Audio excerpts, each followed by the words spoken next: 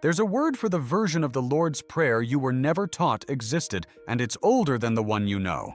In 1873, a Greek Orthodox bishop named Philotheos Bryennios was going through a monastery library in Constantinople when he found a single medieval manuscript copy of a document called the Didache. Scholars had known it existed only because other early Christian writers mentioned it in passing. Everyone assumed it was gone. It had been sitting on that shelf, unread, for roughly 1,600 years. Inside chapter 8 was a version of the Lord's Prayer, almost word for word, identical to the one in Matthew's Gospel. Except for one thing no Gospel ever mentions: an instruction. Recite this prayer 3 times a day. Not as a suggestion, as a rule. Now here's the thing. I said the Lord's Prayer probably 10,000 times before I ever thought to ask where the words came from. Every Sunday, standing between my father and my daughter, the 3 of us saying the same sentence at the same time. It felt like the one part of church that couldn't be wrong, because it was the one part that felt the most like just talking to somebody. Not reciting doctrine, not defending a position, just talking. Finding out that even that had a history, that somebody in the 4th century wasn't sure what one of the words meant, that a pope changed a line of it in my own lifetime, that didn't make me angry, exactly. It made me feel like the ground under the one prayer I trusted most had been quietly rearranged the whole time, and nobody thought to mention it from the pulpit. If you've felt that particular kind of vertigo, you know it doesn't feel like doubt. It feels like standing on a floor you thought was solid and realizing it's been replaced under your feet without your permission. Here's what the record actually shows, and I want to walk through it slowly because it deserves that. The Greek word behind "give us this day our daily bread" is epiousios. That word appears nowhere else. Not in the New Testament outside this one prayer, not in the Didache's echo of it, not in any surviving Greek literature before the Gospels were written. Scholars have never agreed on what it originally meant.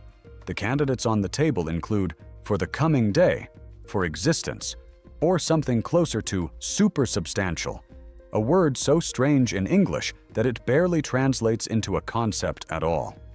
That uncertainty has been formally documented as one of the great unresolved puzzles of New Testament lexicography. 1,600 years, and nobody has closed the case. And here's where it gets specific enough that you can't wave it away as ancient trivia. In the 4th century, Jerome sat down to translate the entire Bible into Latin. One man, one unified project, the Latin Vulgate. When Jerome hit that same Greek word, epiousios, in 2 different Gospels, he translated it 2 different ways. In Luke, he wrote panem quotidianum, daily bread. In Matthew, he wrote panem supersubstantialem, supersubstantial bread. Same word, same translator, same Bible. 2 different English readers praying the same prayer, and Jerome himself couldn't settle on what it meant well enough to write it the same way twice. Stay with me on this, because I need you to feel the weight of that, not just hear it.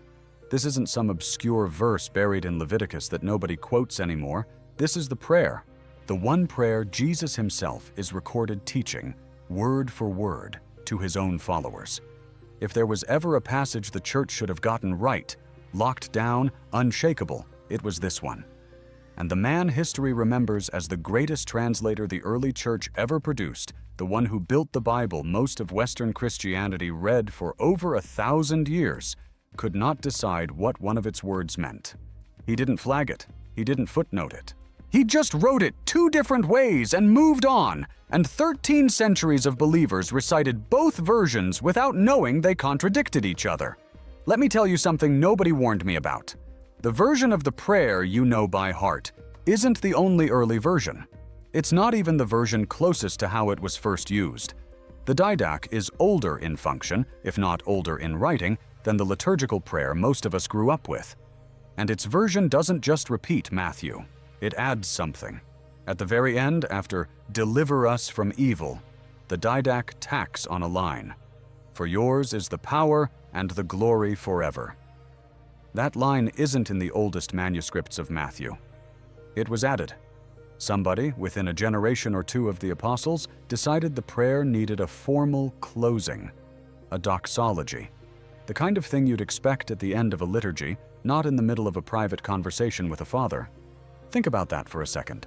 The prayer we're taught is the one thing that came down, unchanged, word for word, straight from Jesus' mouth to our lips. And the earliest surviving copy we have outside the Gospels themselves already shows someone editing it, adding structure, adding obligation, turning something that reads like an intimate address into something that reads like a scheduled duty. 3 times a day, the Didache says. Morning, midday, evening. Not when you feel moved to. Not when you need comfort.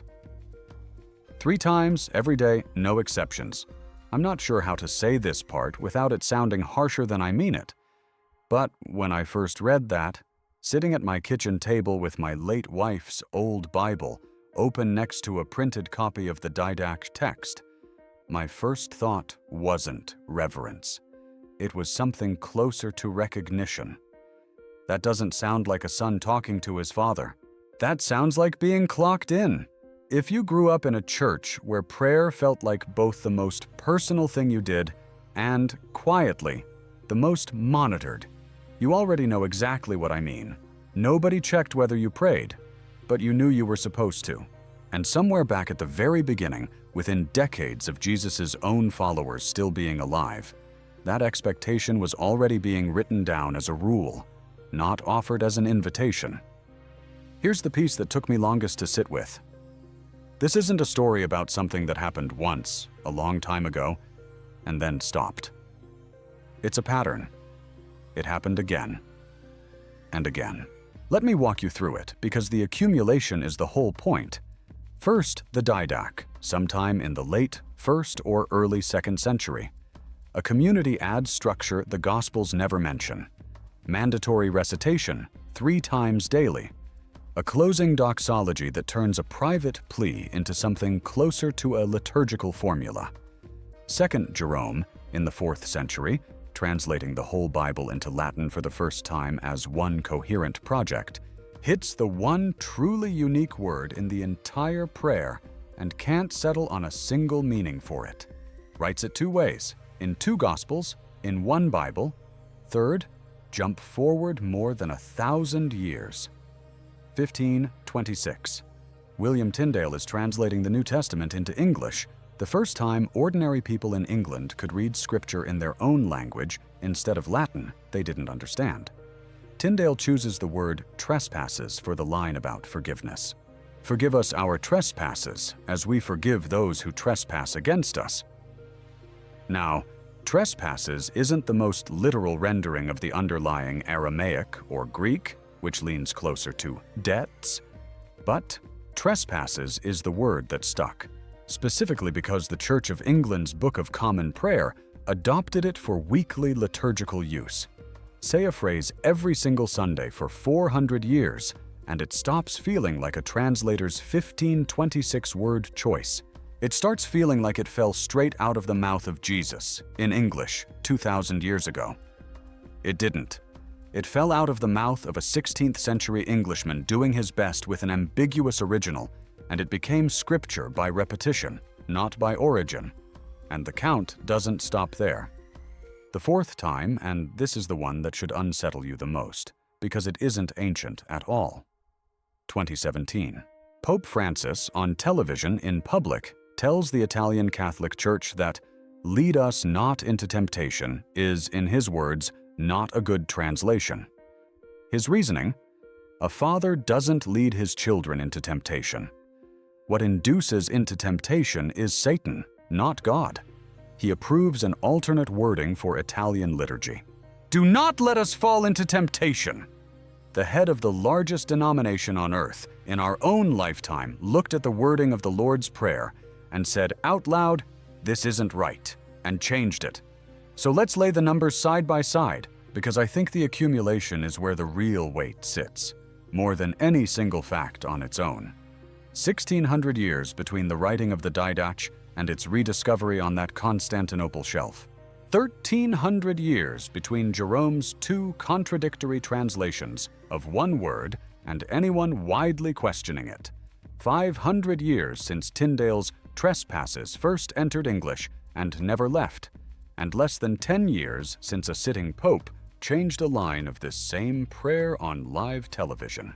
4 separate moments, 4 separate centuries, 4 separate kinds of authority, a monastic community, history's most trusted Latin translator, an English reformer, a modern pope, and every single one of them touched the wording of the one prayer we were taught was untouchable.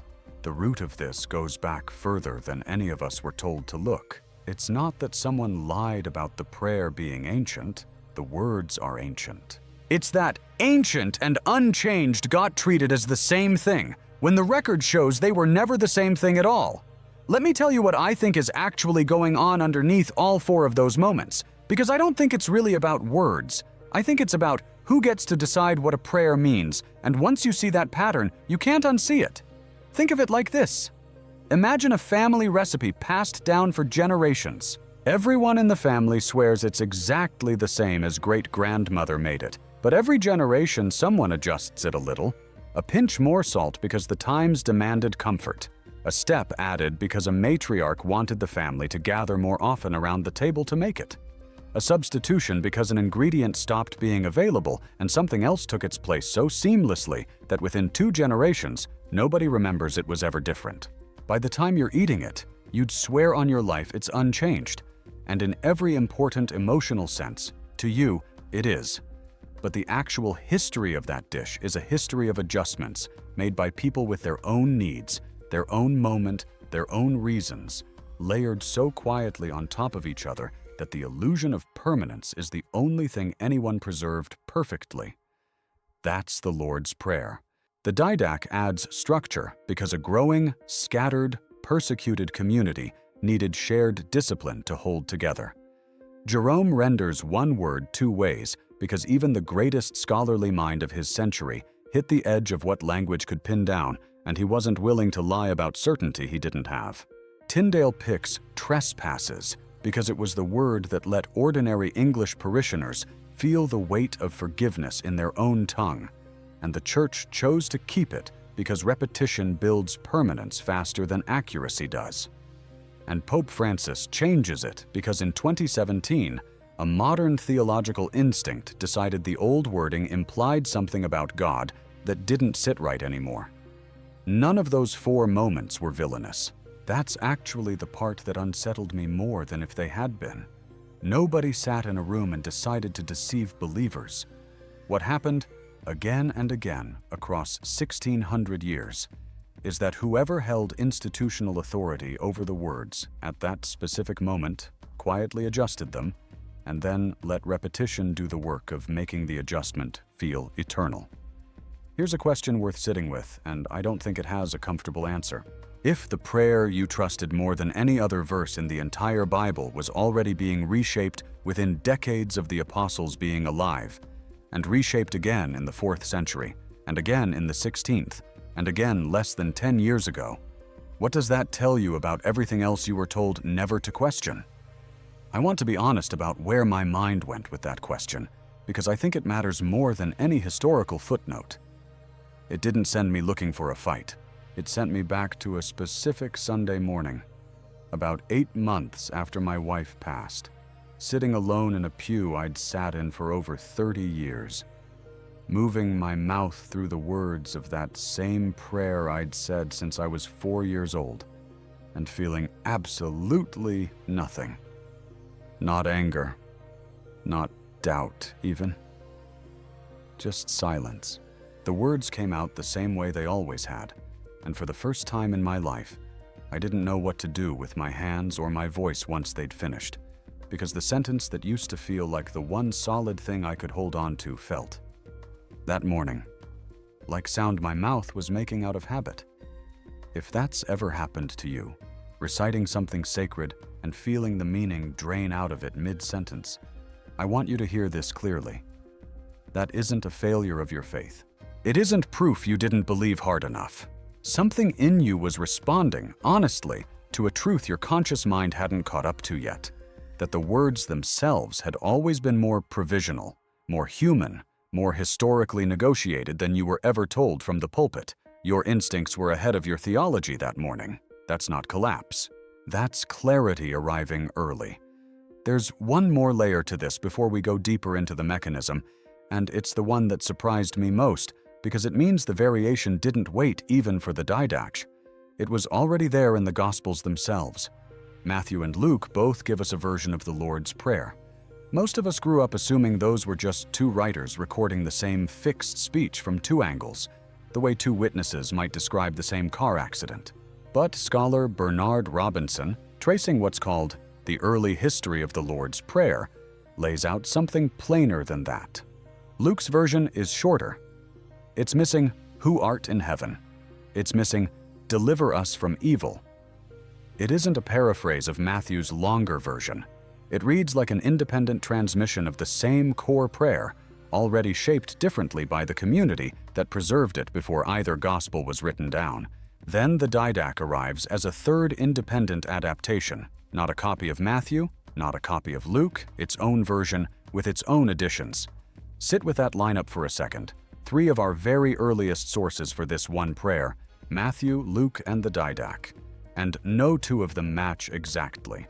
Not because anyone was lying, because that's what happens to spoken material passed between communities before it's fixed in writing. It absorbs the shape of whoever's carrying it.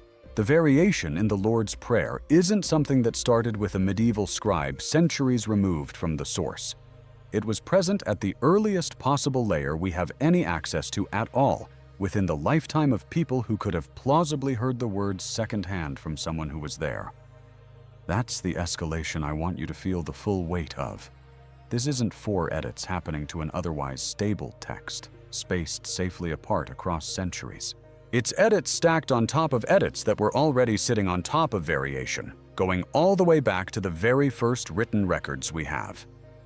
Matthew differs from Luke. The Didache differs from both. Jerome can't agree with himself in Latin a few centuries later. Tyndale makes an English choice a millennium after that. And a pope revisits the wording a few years before I'm sitting here telling you about it. There is no layer of this history, not one single century of it, where the prayer sat untouched. The word epiousios is not a minor footnote. It is the only word in the entire prayer invented, or at minimum repurposed, specifically for this one line. It shows up nowhere else in surviving ancient Greek before the Gospels. Not in secular writing, not in other religious texts of the era. One time, in one prayer, and never again anywhere else that has survived to us. That's not a small detail you can wave off as, well, ancient languages are just different.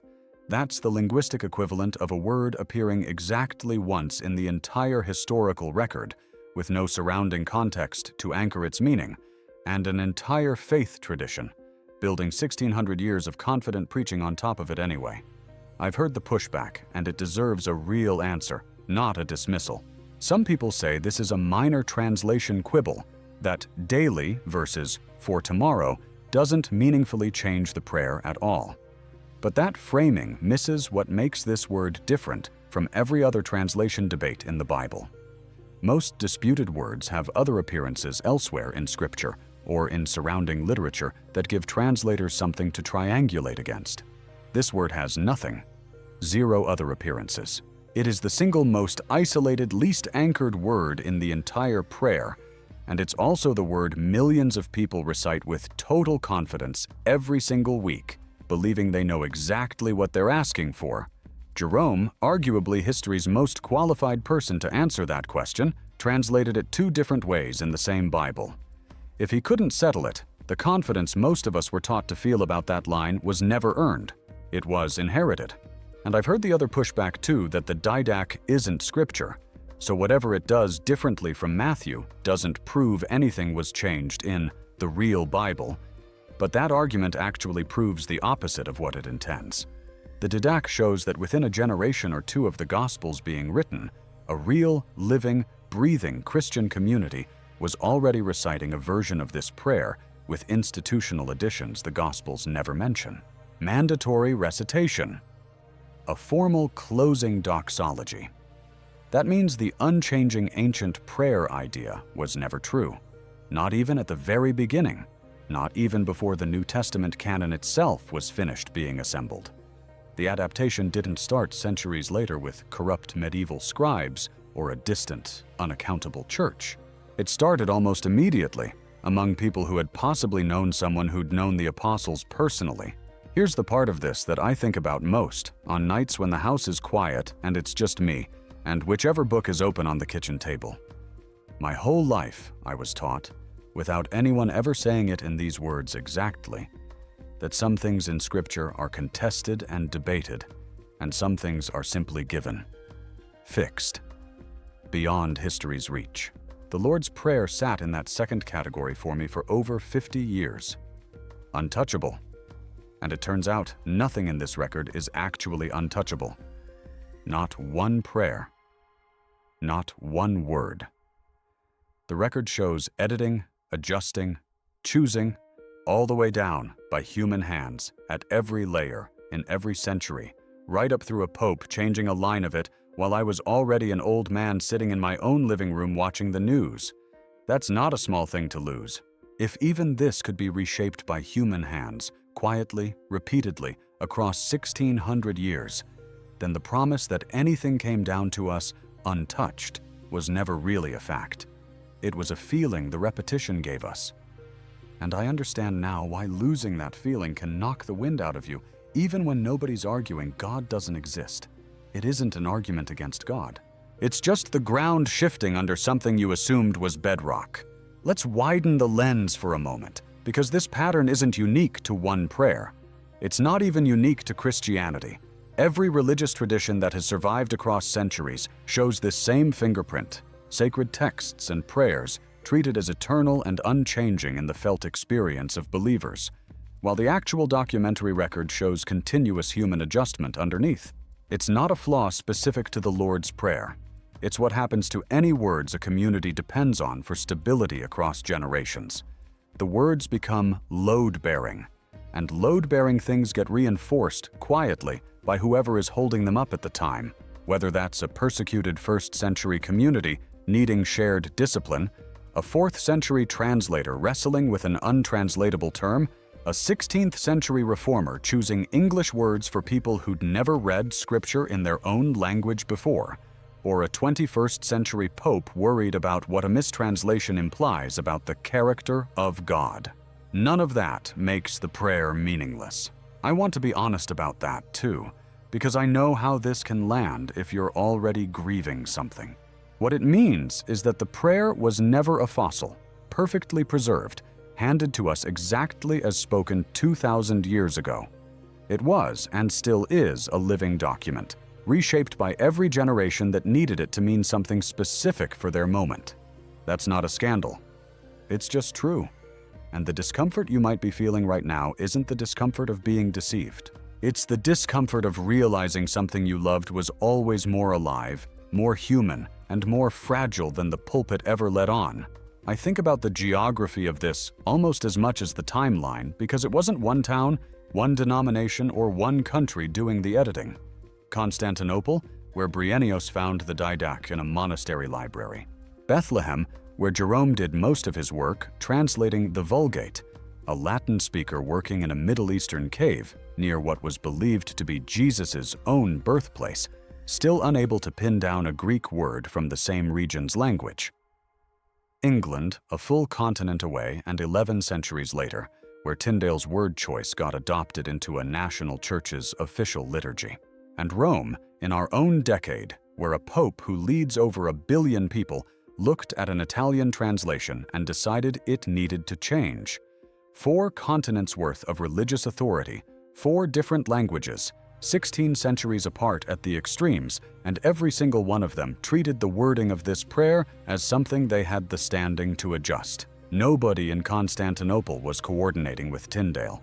Nobody in Rome in 2017 was thinking about a bishop's manuscript find in 1873. And yet, the pattern repeats anyway, because it was never really about one corrupt institution making one bad call. It's what happens, structurally, whenever sacred words get handed to a new generation of caretakers. Someone always reaches for the pen. For those of you who've stayed with me this far, past the parts that unsettle, past the parts that maybe stung a little if this prayer meant something to you the way it meant something to me, I want to say something directly to you. You now know something most people sitting in a pew this Sunday morning don't. You know that the unchanging prayer has a documented history of change stretching from the 1st century to 2017. Most people saying it out loud this week have no idea a pope altered a line of it within the last decade, let alone that Jerome couldn't agree with himself on what one of its central words meant. That's not trivia you're carrying. That's a kind of clarity most people never get access to, because most churches, understandably, don't build a Sunday sermon around the wording you're about to say has been edited 4 separate times across 1,600 years. I'm not telling you what to do with that clarity. I'm not going to stand here and tell you to stop praying it, or to pray it differently, or that knowing this should change your faith one way or another. That's not my place, and honestly, I've learned the hard way that nobody else's answer to that question ever quite fits somebody else's life. What I will say is this. If the words still bring you comfort, knowing their real history doesn't have to take that away. And if the words started feeling hollow in your mouth before you ever knew any of this, the way mine did that Sunday morning alone in my old pew, you're not broken, and you're not alone. And there was always a real, documented reason underneath that feeling, even if nobody from the pulpit ever told you what it was. Before I let you go, I want to point you towards something. I put together the Spinoza Forever Library, 5 volumes, walking through exactly this kind of textual history, the Didache, the manuscript tradition, the translation choices that quietly became doctrine, all of it laid out the way I wish someone had laid it out for me 30 years ago, back when I was still standing at the front of a Sunday school classroom, acting like I had settled answers I didn't actually have. It's not a debate. It's not trying to talk you out of anything. It's the research, organized, so you don't have to spend a summer at the public library the way I did, cross-referencing footnotes until 2 in the morning just to find out what I'm telling you today. The link is in the description and pinned in the comments. If you want to go further, then I can take you in one video.